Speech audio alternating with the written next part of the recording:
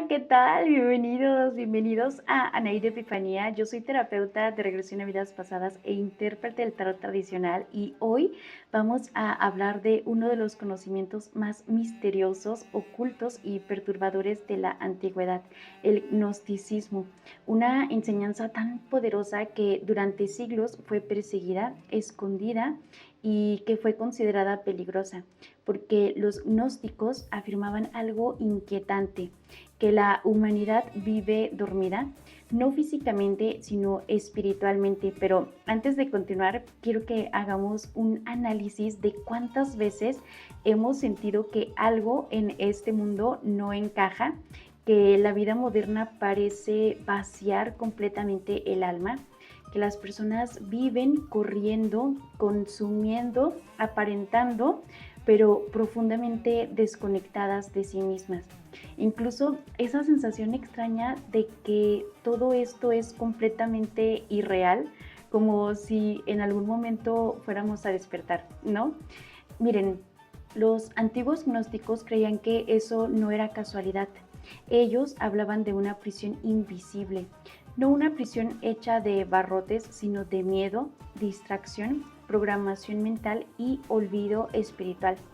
A esta corriente se le conoció como gnosticismo, una filosofía espiritual que enseñaba algo hermoso, que dentro de cada ser humano existe una chispa divina dormida esperando a despertar. Pero aquí es donde todo comienza a volverse profundamente perturbador, porque según algunos textos antiguos encontrados en el Nag Hammadi, Egipto, el mundo material habría sido creado por una entidad llamada el Demiurgo. Pero el Demiurgo no sería el verdadero Dios supremo.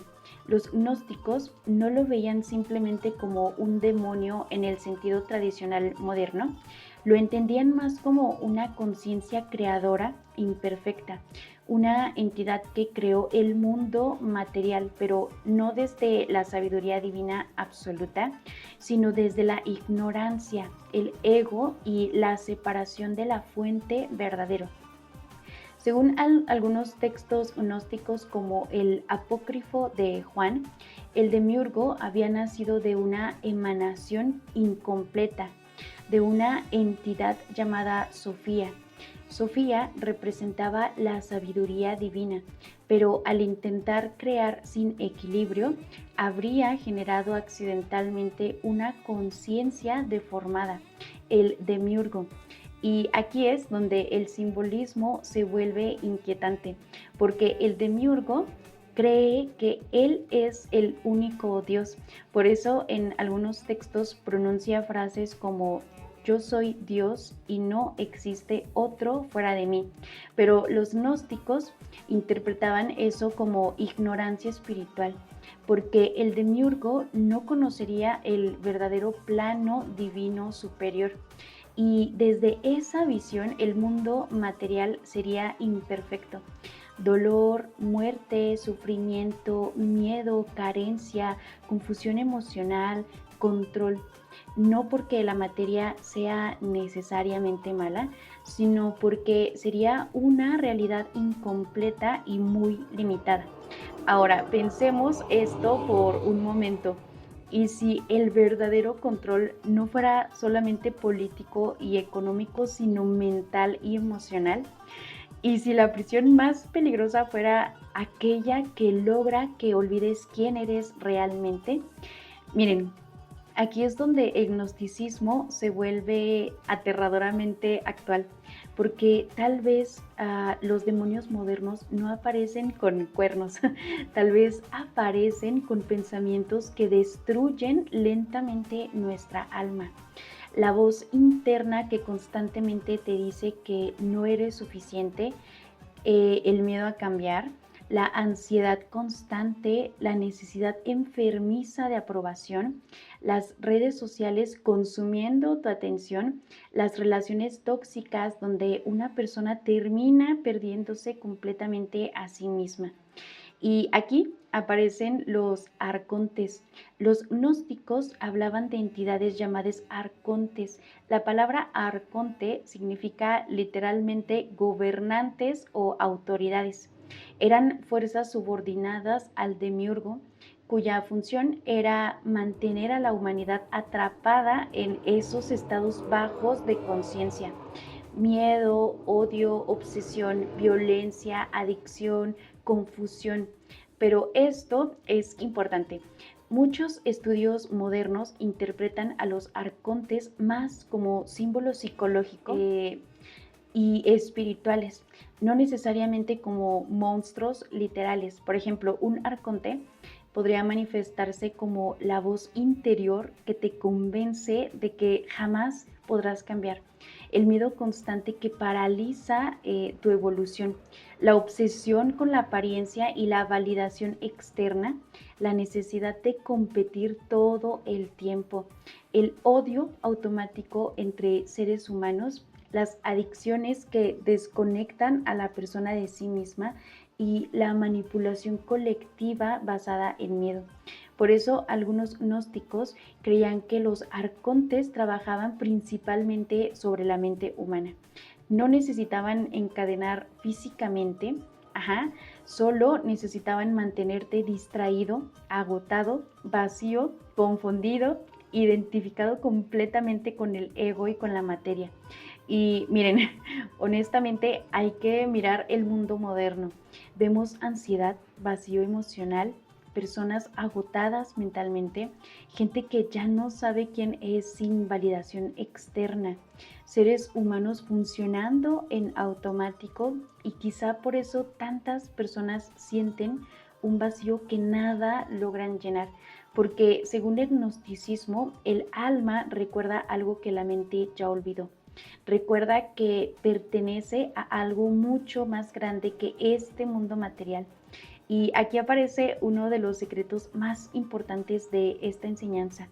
Dentro de ti existe una chispa divina, una parte eterna, una conciencia profunda que jamás pudo ser destruida por el miedo, por las heridas o por el sufrimiento.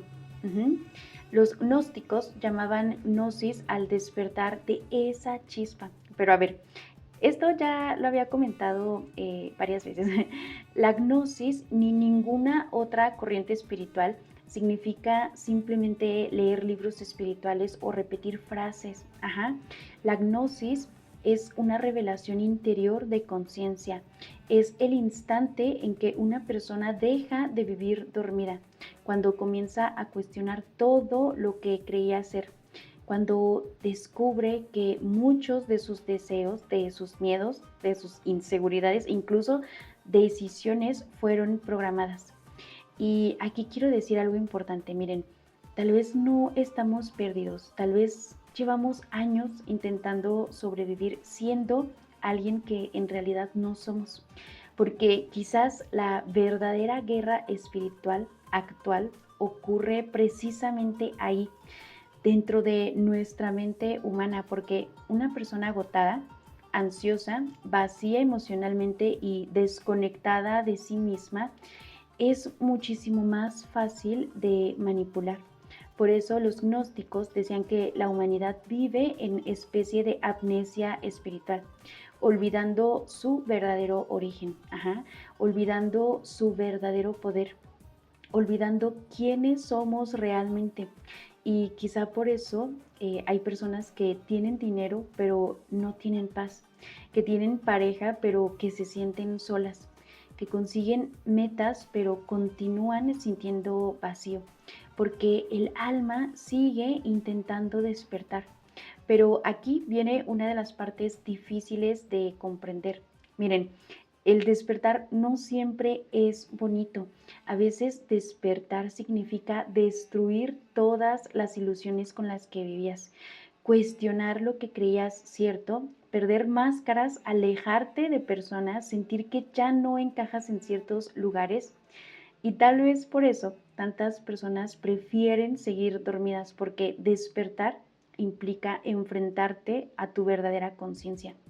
Y quizás esas sean una de las razones por las que los gnósticos fueron perseguidos durante siglos. Sus enseñanzas eran consideradas peligrosas porque afirmaban que el ser humano podía acceder directamente al conocimiento divino, sin ningún intermediario, sin estructuras externas y sin obediencia ciega. Y eso amenazaba al poder de muchas instituciones religiosas de la antigüedad, especialmente cuando el cristianismo comenzó a convertirse en una estructura oficial dentro del Imperio Romano.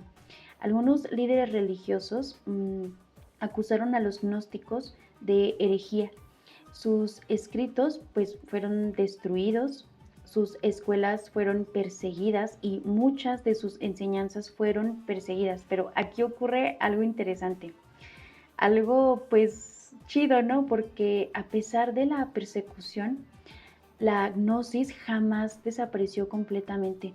Sobrevivió oculta, sobrevivió como un río subterráneo atravesando la historia humana.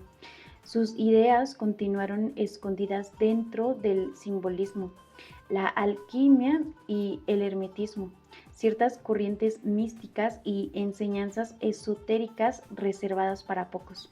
Y quizás eso ocurrió porque la gnosis no depende solamente de libros antiguos, depende de algo mucho más profundo, la necesidad humana de despertar.